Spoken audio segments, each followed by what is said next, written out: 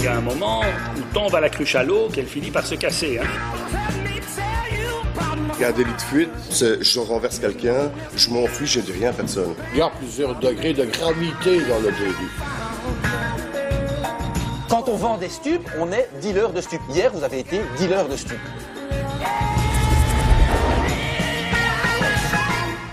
Bonsoir à tous, c'est un plaisir de vous retrouver pour ce nouvel épisode de Face au juge, l'émission qui vous dévoile les coulisses de la justice.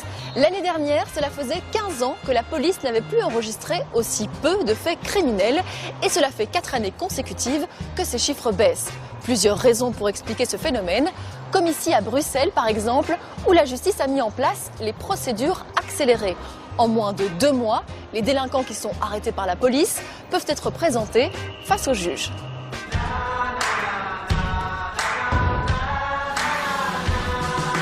Chaque jour dans la capitale, la police veille au grain pour protéger les citoyens. Ce matin au parquet, c'est Thibaut de Sauvage qui auditionne les prévenus qui ont été arrêtés. Et à part être au CPS, faites quoi de vos journées? C'est à lui de décider s'il les libère ou s'il les renvoie devant un juge. Est-ce que vous voulez vraiment aller en prison, monsieur? Diallo a été pris en flagrant délit de vente de cannabis à Matongué, alors qu'il vient tout juste de purger une lourde peine de prison, ce qui a le don d'irriter le procureur du roi. C'est en présence de son avocat qu'il se fait auditionner. Comment est-ce qu'il est possible de vous retrouver dans mon bureau? Je me le demande. Expliquez-moi ce qui s'est passé hier. En fait, j'ai vendu 3 paquets. Vous avez vendu 3 paquets de quoi? Des petits paquets de marijuana à 10 €. Ok, et pourquoi vous faites ça? Parce qu'en fait, j'ai une petite situation précaire, parce que là, maintenant, je suis à la CPS. J'ai eu plein de tracas qui sont arrivés, donc il y a eu plein de trucs qui sont arrivés dans ma vie. Je sais que j'ai fait une erreur de dingue, que j'aurais même pas dû être là-bas. Tout ça, je le sais. Là, je le sais, monsieur. Monsieur, j'entends bien. Et franchement, quand je vous écoute, j'aurais même envie de vous croire. J'aurais envie de vous croire, monsieur, mais quand je lis votre casier judiciaire, je suis désolé, monsieur. Attendez. Combien de temps avez-vous déjà été en prison? 12 ans, monsieur. 12 ans, et j'ai fait 2 ans de bracelet. Et je suis rentré, j'avais 18 ans. Monsieur, je tombe de ma chaise quand je lis votre casier. Je sais, monsieur. 2001, 4 ans, vol avec violence. Vol avec effraction, coup et blessure. Je sais, monsieur. 2003, 40 mois, vol avec violence. Encore 1 an, vol avec violence. 2004, 2 ans, vol avec violence. 2004, 10 ans, monsieur. Ouais, je sais, pour des faits très très graves. Pour des faits hyper graves. Parce que j'étais dans une bande et tout. Tout ça, c'est fini. Je fais plus partie de ces bandes-là. Ça, c'est les faits avant. Vous êtes sorti de prison quand, monsieur? Je suis sorti en 2014 en bracelet. Oui, mais le bracelet, on l'a enlevé en 2016. Comment ça se fait qu'on vous trouve hier encore à vendre des stupes? Comment c'est possible? Je peux pas comprendre ça. Monsieur le procureur, je vous jure, c'est pas mon truc de faire les stupes. Je vous jure. Là, comme... C'est pas votre truc, mais hier c'était votre truc. Qu'est-ce que je devrais faire alors, monsieur? Pas vendre des stupes. 4 packs, il y a des gens qui vendent plus, monsieur. Et quoi? Ils sont vraiment dedans. Monsieur, attendez. Stop. On trouve toujours des choses qui peuvent être plus graves. Ouais. Mais il faut pas banaliser, hein. Non, je banalise pas. Quand on vend des stupes, on est dealer de stupes. Hier, vous avez été dealer de stupes. Pour moi, un dealer, c'est le mec qui est là tous les jours, non. Un dealer, c'est une personne, la définition d'un dealer, c'est une personne qui vend. Même quand il vend un jour, c'est un dealer. C'est un dealer d'un jour, mais c'est un dealer quand même. Ah oui. Qu'est-ce qu'il faut faire pour que vous cessiez de commettre des infractions? Il faut qu'on m'aide, monsieur. Et il faut qu'on vous aide à quoi? En vous remettant en prison? Non, pas la prison. J'ai besoin de... Comment dire ça, monsieur? J'ai besoin d'un... J'ai plus mon père, j'ai plus ma mère. Moi, ce que je pense, c'est que vu votre passé, vous devriez être nickel chrome. On ne devrait pas vous retrouver hier avant à Matongué. C'est pas possible, je peux pas comprendre ça, monsieur. Je sais, monsieur. Là, bon. Je dis... Monsieur, ce que je vais faire avec vous aujourd'hui, c'est les choses suivantes. 1. Je vais vous remettre une convocation à comparaître devant le tribunal correctionnel. Mais ça peut me causer des problèmes aussi, non? Oui, ça peut vous poser des problèmes. C'est pas tout, monsieur. C'est pas tout, parce que vous n'allez pas être libéré maintenant. Je vais reprendre à votre égard ce qu'on appelle un ordre d'arrestation provisoire, qui vous renvoie en prison, à la prison de Saint-Gilles. Monsieur, je peux vous dire juste un truc. J'entends. Si maintenant, je donne un exemple, ça serait pas... Vous dites comment vous pourrez m'aider? Ça serait même pas mieux que je meure? Non, monsieur. Monsieur, ça s'appelle du chantage. Monsieur, je fais pas du chantage. Je vous dis clairement, moi, dès que je pars, moi, je mets un terme. Bon, monsieur. C'est tout. Vous m'avez déjà tué, monsieur le procureur. Vous m'avez déjà tué, vous m'avez fini. Maître, ça sert à rien de venir. Un ami Beaumont. Je te le dis déjà. La mort, elle n'est pas si compliquée que ça. C'est vite fait, c'est bien fait. Diallo menace de se suicider, mais le procureur du roi reste ferme. Monsieur redescend détenu. Il sera jugé pour vente de stupéfiants dans 1 mois au tribunal correctionnel de Bruxelles. Et en attendant, Diallo retourne en prison. Monsieur a beaucoup dit que si je le renvoyais en prison, effectivement, il s'en prendrait à ses propres jours. Je ne sais pas qu'on est insensible à cela. On écoute ce qu'il y a à dire, mais ce n'est pas quelque chose qui peut rentrer en ligne de compte dans la décision. Maintenant, j'ai pris contact avec la prison de Saint-Gilles pour leur faire part effectivement de cela, pour qu'ils puissent être attentifs à monsieur, pour que monsieur puisse, le cas échéant, recevoir le soutien qui est nécessaire. Mais je pense que on ne peut pas fonctionner au chantage. Nous retrouverons Diallo plus tard, face au juge Luc Hénard. Avisé, c'est dans une maison de maître que se déroulent les audiences de justice de paix. L'audience est ouverte. La juge Françoise Verhegen doit gérer un conflit entre locataires et propriétaires. France veut mettre fin au bail de la locataire de la maison de sa maman et réclame des frais pour des dégâts dans la maison.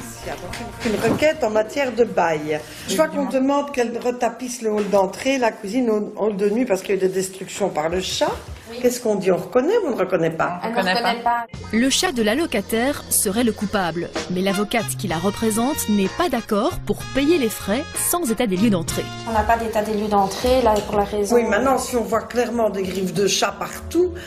Oui, mais il y a le chat de la propriétaire aussi qui reste dans la maison. Le chat de la propriétaire qui est tout le temps dehors, et honnêtement, on n'a pas de griffe de chat. La propriétaire a un chat aussi. Oui, mais madame s'est engagée à s'occuper des 2 animaux, enfin, à la base du chat de la propriétaire, puis madame a pris un tout bébé chat qui a fait ses griffes partout. Il faut qu'on ait vraiment la certitude que c'est bien le petit chat et pas le chat de votre maman qui a fait des griffes. Le chat de ma maman n'osant même plus rentrer à l'intérieur de la maison depuis qu'elle a son petit chat, ce sera un petit peu compliqué. Oui, mais ce n'est pas... De nouveau, il faut une preuve. Il faut une preuve. Alors, j'ai peur de vous embarquer dans des problèmes qui risquent de vous coûter... C'est votre maman qui est là. Je vais vous s'il vous plaît. Vous pouvez approcher, madame. Aurore vient en aide à sa sœur France, persuadée d'avoir la preuve que la locataire accepte de remettre à ses frais la maison de leur maman en état. Dans un des mails que mademoiselle a renvoyé à ma mère, elle reconnaît, parce que j'ai lu le dossier juste avant la joute, elle reconnaît qu'elle doit retapisser et tout le bazar et que ce sera fait en fait. Donc c'est mademoiselle qui s'engage à retapisser. De quand date ce mail-là? C'est chez... Non, c'est celui d'avant, je pense. Après le... Excuse-moi, j'ai pas lu tous ces mails avant de... Moi bien. Je t'en prie, pour la menace. Heureusement que c'est moi qui l'ai monté. Mais oui, mais je te dis, je l'ai lu et je me suis dit, non, ça c'est ma Michou. Elle reconnaît. Vous n'allez pas vous disputer les deux sœurs? Non, pas du tout, on s'entend très bien justement. Voilà, c'est ça que j'ai lu. Suite à votre commandé, je quitterai les lieux pour le 1er septembre 2016. Je vous ferai part d'une date afin que l'état des lieux de votre sortie puisse être fait. Donc elle reconnaît, vous acceptez un état de lieu de sortie. Un état de lieu de sortie, oui, bien sûr. Mais ça, ce n'est pas pour autant qu'elle reconnaît être l'auteur des dégâts locatifs ou que ça lui est imputable. Mais moi, elle me l'avait reconnu à moi le 9 mars, hein, mais c'était oral, donc forcément... Oui, mais oral, ça n'a pas de valeur. Parce que je lui avais fait la remarque en disant c'est quand même malheureux, parce que comme c'est la cage d'escalier et que la cage d'escalier est très haute, je lui ai même dit bon courage et elle m'a fait merci, je sais. Cependant, il ne faut pas oublier non plus que madame, c'est toi, madame loue une maison, 4 façades avec un grand jardin complètement meublé, elle n'a rien dû avoir. C'est la maison de votre maman à la base. C'est la maison de ma maman. Et à la base, c'est un accord à l'amiable pour dépanner Alexia. Parce que Alexia se plaignait que ses parents lui prenaient tout son argent, qu'on la mettait dehors. Donc ma maman s'est dit, ben, on va faire un arrangement à l'amiable. Alexia était une amie de qui? À moi, ma meilleure amie. Et... Ah, c'était votre meilleure amie. Oui. Et moi, de base, j'étais contre qu'on lui loue la maison. Mais bon, j'ai cédé vu qu'elles étaient 2 contre moi. Vous n'êtes plus amie du tout, si j'ai bien compris. Ben, sachant que j'ai droit de... Ça se passe très mal. Ça se passe très mal. Je reçois des plaintes comme quoi je l'ai agressée dans ces mêmes locaux, etc. Alors que personne n'en a souvenir. Enfin, soit. Bon, il vaut mieux qu'elle s'en aille alors. Hein? Oui. Donc on va acter la résiliation du bail déjà au 30 juin. Avec expulsion dès le 1er juillet, vu l'accord de la locataire. Hein? Avec l'accord de l'avocate de la locataire, la juge acte officiellement la fin du bail pour mettre fin au plus vite à ce conflit. Mais il reste le problème des frais occasionnés par le chat de la locataire. Qu'est-ce que je fais au niveau des éventuels dégâts locatifs? Ben, madame, apparemment, ne veut rien savoir. Maintenant, est-ce que vous me demandez une vue des lieux avec expert pour aller les évaluer ou pas? Moi, on peut venir voir les griffes du chat. Ah non, c'est pas on peut, c'est vous qui devez le demander, mais... Maintenant, restons honnêtes, le fait de vous déplacer, venir voir les griffes coûtera plus cher que de retapisser, c'est certain. Désolée. Oui, et puis de toute façon, si elle est prévenue à temps, Mais elle est maintenant- capable de tapisser pour de la nuit ou n'importe quoi pour dire qu'il n'y a pas de dégâts. Ce ne sera pas la dernière qu'elle nous fera. Par contre, au niveau de l'indexation du loyer, est-ce que nous sommes en droit de le réclamer maintenant? Pour les 3 ans C'était passés. un bail non enregistré, en principe. Oui. Non. Vous avez voulu faire plaisir, et il ne faut jamais Et au final, on se confondre rend- amitié et affaires.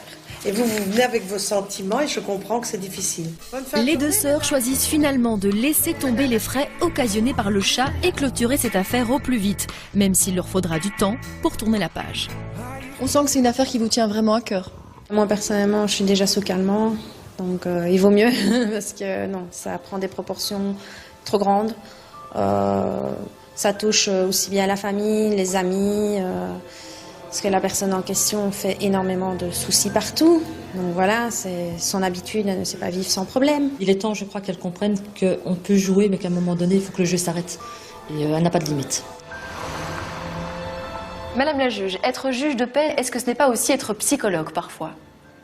Mais en tous les cas, on essaye, parce que dans la fonction de juge de paix, il y a le mot paix, ce qui signifie qu'on attache beaucoup d'importance à essayer d'apaiser les relations, les conflits entre les parties. On doit faire preuve dans ce contexte-là d'écoute, d'empathie, mais aussi de respect, et donc forcément d'un petit peu de sens de psychologie qu'on acquiert au fil du temps. Merci Madame la juge. On quitte Visé à présent pour se rendre à Charleroi, où nous retrouvons le juge Jean-Paul Martin au tribunal de police. Au tribunal de police de Charleroi, le juge Jean-Paul Martin traite une 50aine de dossiers chaque audience. Ne tournez pas autour du pot. Cette fois, c'est Marcello qui doit se défendre. Rien nous échappe. Devant témoin, il a accroché une voiture avant de prendre la fuite, mais il a une toute autre version de l'histoire. Alors, il y a donc un accident de la circulation assez classique qui est raconté dans le dossier que vous ne seriez pas resté sur place. Voilà. Si, justement, je peux expliquer la situation. Ben, vous êtes là pour ça, monsieur. Voilà, donc c'est une rue assez étroite. Il y a des voitures en stationnement sur la droite. Je m'engage et une autre voiture en face arrive à toute allure. Donc je me resserre, ma camionnette touche le rétroviseur de la camionnette. 10 mètres plus loin, il y a une voiture et c'est comme ça qu'ils ont eu mon numéro de plaque parce que j'ai ralenti à la voiture. Il a relevé mon numéro de plaque. J'ai fait demi-tour au premier carrefour qui était juste derrière lui. Je me suis arrêté, j'ai ramassé les débris de rétro, j'ai attendu 10 minutes. C'est vrai que j'aurais peut-être dû demander... J'ai un témoin qui me dit ceci, mais bon, hein. J'ai entendu pour voir ce que le conducteur allait faire. Oui. Le conducteur s'est arrêté, c'est vous. Oui. Il est allé faire demi-tour. Oui. Jusque-là, nous sommes d'accord. Puis, il est sorti de son véhicule. Oui. A repoussé les débris qui jonchaient le sol. J'ai Il est ramassé les ensuite débris, parti oui. sans prendre contact avec le propriétaire des véhicules tamponnés sans laisser ses coordonnées. Voilà. Donc le monsieur a bien vu que je me suis arrêté, que j'ai ramassé les débris et que j'ai attendu. Lui, il est parti, lui. Hein. Il a relevé mon numéro de plaque. Je savais bien que j'allais avoir des nouvelles vu que ça devait être certainement un voisin. Sachant qu'on avait relevé son numéro de plaque, Marcello explique qu'il préférait attendre simplement une convocation de la police pour payer les frais du rétroviseur qu'il avait accroché. La première chose que j'ai faite quand j'ai eu la convocation en manège, j'ai été me présenter, j'ai eu un nom et un prénom et directement j'ai été faire le nécessaire à l'assurance. Tout est ici. Je crois, monsieur, que dans ce cas-ci, ce que vous Je suis auriez... coupable d'avoir cassé le rétroviseur. Ce que vous auriez pu faire, oui, c'était vous faire connaître à un bureau de police n'importe lequel, dès que vous en aviez la possibilité. Je suis d'accord avec vous, monsieur. Il est vrai que j'aurais peut-être dû aller au bureau de police ou demander peut-être le bec de monsieur qui a noté si gentiment mon numéro de plaque. Dans un instant, Marcello continue de nier le délit de fuite. Va-t-il réussir à convaincre le juge Jean-Paul Martin? Un délit de fuite, c'est je renverse quelqu'un, je m'enfuis, je dis rien à personne. Il y a plusieurs degrés de gravité dans le délit. Nous retrouverons aussi au tribunal correctionnel de Bruxelles Diallo qui est accusé de vente de stupéfiants. Je serais mort avant de payer cette dette-là. Il y a un moment où tombe à la cruche à l'eau qu'elle finit par se casser. Hein. Et Jésus qui a volé 3 boîtes de préservatifs dans un supermarché. Je ne vous demande pas d'expliquer ce que vous alliez faire avec l'objet du vol. Retour au tribunal de police de Charleroi. Marcello doit se défendre face au juge Jean-Paul Martin pour un délit de fuite. Mais il a une explication pour éviter l'amende et le retrait de permis. Va-t-il réussir à amadouer le tribunal? Tout est ici. Je crois, monsieur, que dans ce cas-ci, ce que vous Je suis auriez... coupable d'avoir cassé le rétroviseur. Ce que vous auriez pu faire, c'était vous faire connaître à un bureau de police, n'importe lequel, dès que vous en avez la possibilité. Je suis d'accord avec vous, monsieur. Il est vrai que j'aurais peut-être dû aller au bureau de police ou demander peut-être le bec de monsieur qui a noté si gentiment mon numéro de plaque et laisser mon numéro de téléphone. C'est peut-être une erreur que j'ai faite à ce moment-là. C'est à vous, dans ce cas-là, être proactif et pas attendre, Je sais bien. pas attendre que les forces de l'ordre prennent contact avec vous. Tout simplement parce que le délit de fuite qui existe est un délit instantané. Dès que vous partez, il est établi. Donc un délit de fuite, ça veut dire, pour moi, hein, personnellement, c'est je renverse quelqu'un, je m'enfuis, je dis rien à personne. Ici, je me suis quand même, j'ai fait demi-tour au carrefour, je me suis arrêté, j'ai ramassé les débris, j'ai attendu 10 minutes. Il y a plusieurs degrés de gravité dans le délit. Hein? Vous savez, je n'ai pas dormi de la nuit. On ne peut pas assimiler quelqu'un qui tue un autre et qui s'en va dans des conditions honteuses, dramatiques et tout à fait inacceptables avec le fait qui nous occupe aujourd'hui. C'est pas pareil, hein, ça c'est clair. Bon, maintenant, procureur du roi, vous avez entendu les sons de cloche de monsieur, je vous ai lu la version du témoin. Le témoin, je crois qu'il dit la même chose que moi. Hein. Il a vu que je m'étais arrêté aussi, donc... Voilà. On en est bien d'accord, mais techniquement... Parce que je viens de... Techniquement, l'infraction est établie, donc à ce niveau-là, malheureusement pour vous, mais heureusement, reste la possibilité d'aménager la peine en fonction des circonstances et des explications qui sont données. Ici, je propose, de ne pas mettre de déchéance. Ça, c'est déjà pas mal. Et 2, de mettre un sursis plus large chez monsieur qu'un antécédent relativement ancien de vitesse qui n'a rien à voir. De 100, un sursis de 3 ans pour les 3 quarts. Ça veut dire quoi? Parce que 300 € et les frais. Et je reçois ça chez moi. Oui, dans quelques temps. Voilà, je vous remercie. Tout dépend de la vitesse du ministère des Finances. On saura bien que c'est sûr. C'est-à-dire, s'il y a grève longtemps, pas longtemps, souvent, pas souvent. Ça, on verra. S'il y a des moyens ou pas de moyens. Voilà. Hein? Du personnel ou pas si l'État a besoin de sous, vite, pas vite. Non, ça ne change rien, ça. Ils en ont toujours besoin, mais c'est pas pour autant qu'ils vont plus vite. Voilà. Ok, je vous remercie. Marcello a finalement réussi à amadouer le tribunal. Il évite le retrait de permis pour délit de fuite, mais devra tout de même payer 300 € d'amende.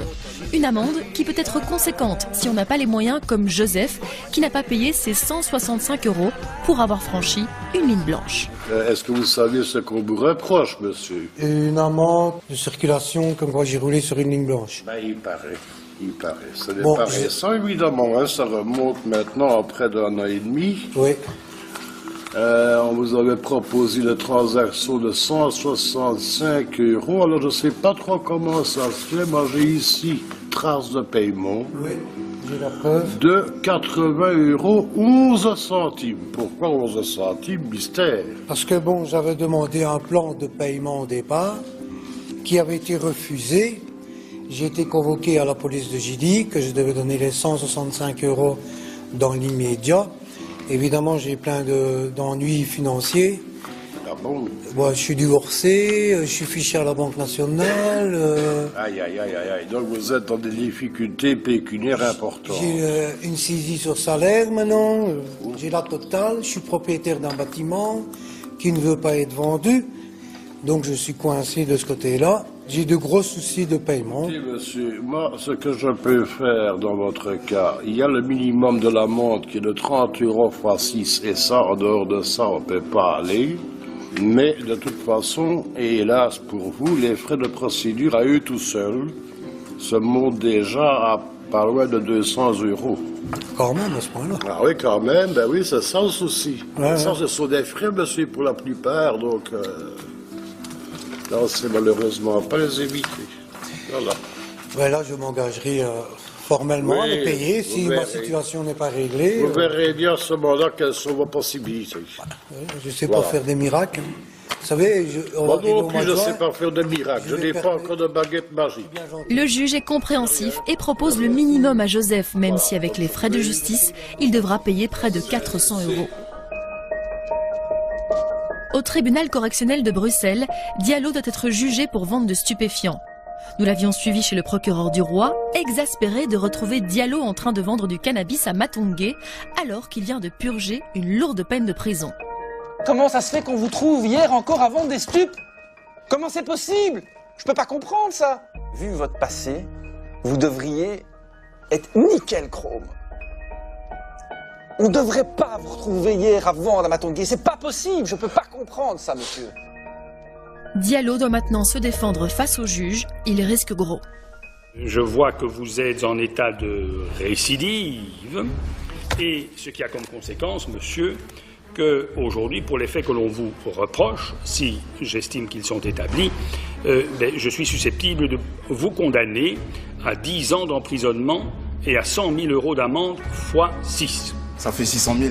Ça fait 600 000. Je serais mort avant, monsieur le président. Comment? Je serais mort avant de payer cette dette-là. Ah oui, monsieur, mais il y a un moment où tant va la cruche à l'eau qu'elle finit par se casser, hein. Les policiers avaient surpris Diallo en flagrant délit de vente de cannabis. Il avait donc très vite avoué les faits. J'ai noté au dossier que vous ne contestiez pas les faits qui vous sont reprochés. Il faut bien admettre que c'eût été un peu difficile eu égard aux constatations de la police. Hein. C'est-à-dire... c'est-à-dire quoi? Il n'y a pas de constatation, monsieur le président. On vient, on m'arrête. Quand on m'arrête, je suis dans une voiture, on m'attrape avec un joint dedans. Oui, et puis... On m'attrape avec un paxon d'herbe, avec un joint dedans, et avec un paxon d'herbe à côté qui n'y a rien dedans. Et quand je vais au commissariat de police, on me demande ce qui se passe, je ne tourne pas autour du pot, je dis directement ce qui s'est passé, que j'étais ici par rapport à une situation assez précaire, que j'ai perdu mon père il n'y a pas très longtemps, j'avais beaucoup de problèmes et tout ça, j'avais plus d'argent. À ce moment-là, je vais pour payer ma consommation à moi de stupéfiants. Et à ce moment-là, quand je prends ma consommation, il y a un client qui passe, non pour acheter chez moi, mais pour acheter chez un autre dealer. À ce moment-là, c'est vrai, je profite de la part du gain. Comme je vois qu'il sort l'argent pour donner à l'autre, à ce moment-là, je fais cette vente de stupéfiants. Ça, monsieur, ça n'enlève rien à ce que je viens de vous dire, c'est ce qu'on constate la police. Ouais, donc, alors, je n'ai pas dit que vous aviez contesté les constatations, je dis que c'est ce que les policiers ont constaté. Ah ok, il n'y a pas de souci. Il n'y a pas de souci. C'est moi qui ai mal compris alors, désolé. C'est bien, et alors pour être sûr que vous n'ayez pas compris, je peux vous condamner à 10 ans. Je sais. Comme ça... Vous me l'avez dit au début. Je vous l'ai dit. Que faites-vous dans l'existence, monsieur Guy? Dans l'existence? Dans ma vie. J'ai fait une formation en informatique, j'ai fait une formation en néerlandais que j'ai pas terminée. J'ai fait une formation notamment en maçonnerie. Il n'y a pas très longtemps que j'ai dû stopper parce que mon père venait de décéder, donc j'ai dû prendre le décès de mon père en charge et tout ça. Donc voilà, et puis il y a eu cette histoire de stupéfiants. Et là actuellement, jeudi prochain, je passe pour un entretien d'embauche à DHL pour décharger et tout ça, des trucs comme ça. Donc, bien. Madame le procureur du roi. C'est au procureur du roi, Sophie Morel, de prendre la parole et demander une peine. Elle n'hésite pas à rappeler le lourd passé judiciaire de Diallo. Alors, Monsieur le Président, j'attire votre attention sur les antécédents de monsieur qui a commencé sa carrière de délinquant il y a 15 ans et qui cumule une plus longue peine d'emprisonnement que 15 ans quand on additionne 10 ans, 4 ans, 40 mois, 1 an et 2 ans. Alors voilà, Monsieur le Président, il est vrai que monsieur n'avait pas encore été condamné pour des faits de vente de stupéfiants, mais il est clair que monsieur ne semble pas avoir compris qu'il y avait certaines règles à respecter au sein de la société. Alors, je vous demanderai, étant donné l'état de récidive légale de monsieur, une peine de 2 ans. Néanmoins, si elle était demandée, je ne m'opposerai pas à une peine de travail dans la mesure où celle-ci serait très conséquente. Je vous remercie. Madame l'avocat. Malgré ses lourds antécédents, l'avocate de Diallo va tenter d'alléger au maximum la peine. Elle demande une peine de travail. Ça éviterait d'encore alourdir son casier judiciaire avec des faits plus récents, puisque depuis 2004, paradoxalement, monsieur était en détention, mais il ne s'est plus fait connaître des autorités judiciaires. Il n'a pas commis d'infraction en prison. Depuis sa surveillance électronique qui a été octroyée il y a quasiment 3 ans. Donc, comment? Je dis, il ne s'est plus fait connaître des autorités judiciaires depuis sa surveillance électronique qui lui a été octroyée en février 2014. Si je veux être un peu taquin, je pourrais vous dire qu'il ne s'est pas fait prendre. Alors, vous apprécierez, Monsieur le Président, en tout cas, il n'y a aucun élément dans le dossier qui vous est soumis à ce sujet-là. Voilà, j'ai dit, je vous remercie, Monsieur le Président, je vous dépose le dossier de pièces que j'ai annoncé. Vous souhaitez ajouter quelque chose? Non. Non? Non. Il serait tout doucement temps de vous prendre en main. Hein? Bon, je vais réfléchir à tout ça, monsieur. Le juge doit maintenant délibérer. Diallo va-t-il retourner en prison ou va-t-il bénéficier d'une peine de travail et espérer se réinsérer au plus vite dans la société? 2 semaines plus tard, Diallo vient prendre connaissance de son jugement. Je vais vous faire part de ma décision. La prévention non contestée par le prévenu est établie sur la base des constatations de la police, dans l'espoir que son interpellation soit de nature à lui faire prendre conscience qu'il s'est engagé dans une voie sans issue. Il convient cependant, d'une part, de lui infliger une peine de travail, ce qu'il demande, et d'autre part, une peine d'amende. Le nombre d'heures à prester tient compte de l'état de récidive. Diallo écope de 150 heures de peine de travail et de 6 000 € d'amende. Et s'il n'effectue pas ces heures, il risque 1 an de prison. Voilà, monsieur. Si vous n'êtes pas d'accord avec cette décision, vous avez 1 mois pour interjeter appel. Ok, merci. Merci, Monsieur le Président. Voilà.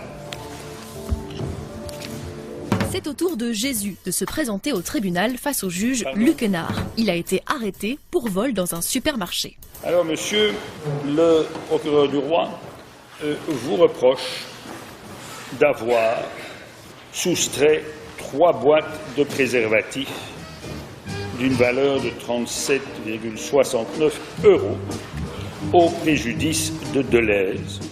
Qu'avez-vous à dire par rapport à ça, monsieur? Je ne vous demande pas d'expliquer ce que vous alliez faire avec l'objet du vol. Ça ne me regarde pas. Mais vous pouvez m'expliquer pourquoi vous avez volé ça? Je ne sais pas vraiment, j'étais alcoolisé. Vous étiez alcoolisé? Alcoolisé, oui. sous médicaments. Oui. J'avais mélangé, donc... Il faudra m'indiquer lequel, parce que si je prends le même et que je vais chez Proxy et que je vole des préservatifs, il y a peut-être intérêt à ne pas les prendre. Je parle des médicaments. Oui, oui. J'ai fait un sevrage dans une clinique déjà, je suis sorti peut-être un peu trop tôt. Ouais. Puis j'ai fait cette bêtise là. En fait, je change, quand je bois, je change totalement. C'était un suivi pour des problèmes? Pour les problèmes d'alcool. D'alcool.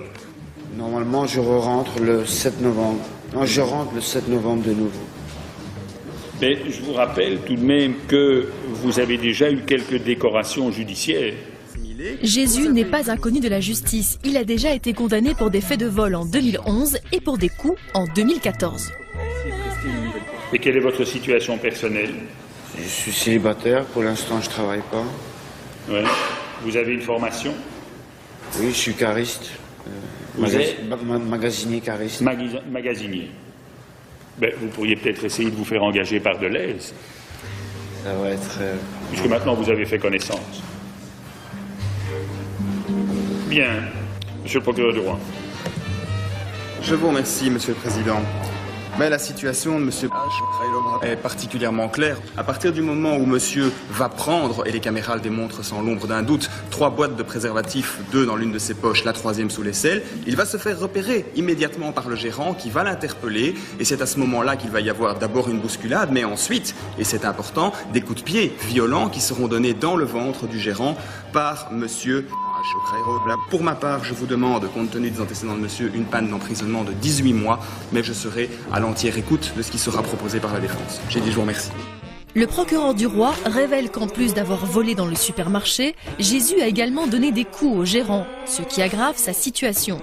Au tour de son avocat de le défendre. Mon client est une personne qui a déjà, comme on dit, quelque peu tiré sur la ficelle. Lorsqu'on s'entretient avec M. Proble, on voit que, dans le fond, c'est pas un mauvais bougre. Le mal, si vous voulez, Monsieur le Président, c'est ce problème lié à l'usage excessif d'alcool. Mais heureusement, M. Proble, dans ces moments lucides, il est disposé à se battre. Pour son avocat, Jésus doit surtout se faire soigner. Il rappelle au tribunal qu'il a prévu de se faire hospitaliser pour mettre fin à son addiction à l'alcool. Et il demande une peine de travail. Monsieur Proble, vous souhaitez ajouter quelque chose? Je regrette, je culpabilise un peu, mais voilà. Vous culpabilisez un peu? Non, beaucoup. Pas aller, je veux dire que c'est pas moi, ça.